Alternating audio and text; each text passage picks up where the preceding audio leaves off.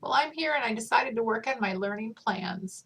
To get to your learning plans, what you're going to do is when you get into your course, at the top you're going to click My Learning Plans, and then you can see your list below. So I'm going to add a new learning plan, so I need to remember to click Edit up in the right corner, and then I'm going to add one. I'm going to enter the title,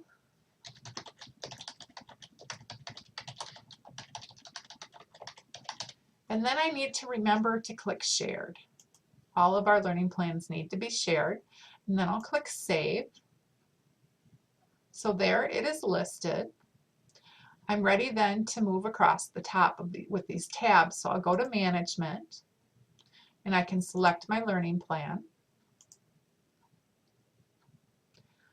The management section, there isn't a lot of information you're going to be entering here, but there is a place for you to enter your notes if you'd like. Then we'll go look at information. Here's where we're going to add the targeted competency. So I'll click Add Target Competencies. I'll select my competency that I want to use, and then click Save. And so now it's listed. Beneath that, I need to enter my overview or purpose statement. So I will type that.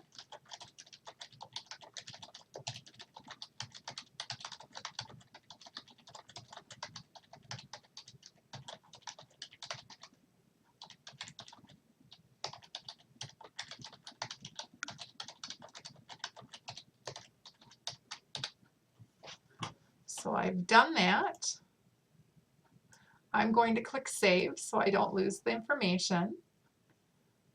And now we'll go to Learning Activities. So here's where we can add our learning activities. Just like some of the other items we entered, we can add them by typing them. We could import them from text. So if you've entered these in a document in Word, or maybe you've already have them in Blackboard, you could cut and paste them. I've tried it in Blackboard and it worked really well actually. Or you could import them from a bank or library. Now I'm going to go in there so you can see what's available. I'm going to go to the Learning Assessment Activity Library, and you can see they have a number of ideas that you could use or take, and I could just check the one I want and use those. If you're looking for something in a particular learning cycle, you could choose the learning cycle and then click Search, and it will change your list so it just is those that apply to that learning cycle. Well, I'm going to enter mine by freehand today just by typing, so I'm going to click Close and not use the library. So I'll click Add Learning Activity. All right, so first I need to choose my cycle. The first one I have is motivation. Now remember, you want to hit every cycle in your learning activities. So I will enter my first one.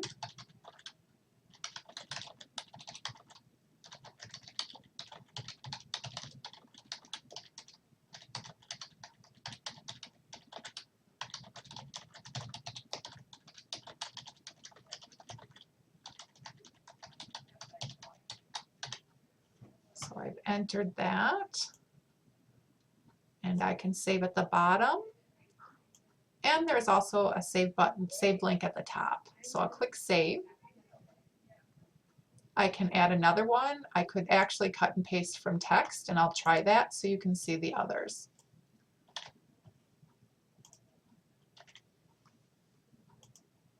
Going to process my text. Remember to select them all, and then click Add Selected Items. Okay. When I do that, you'll notice the cycle is missing. So I can go in and click Edit and choose the cycle.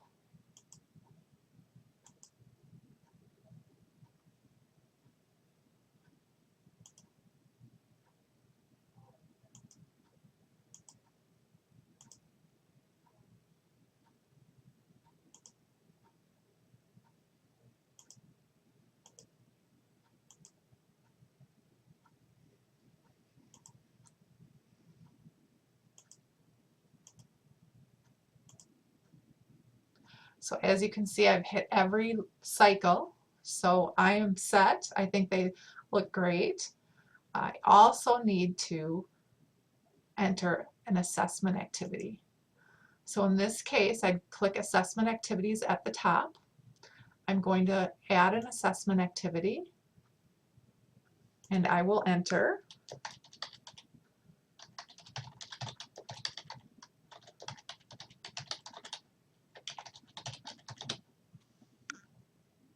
And click Save.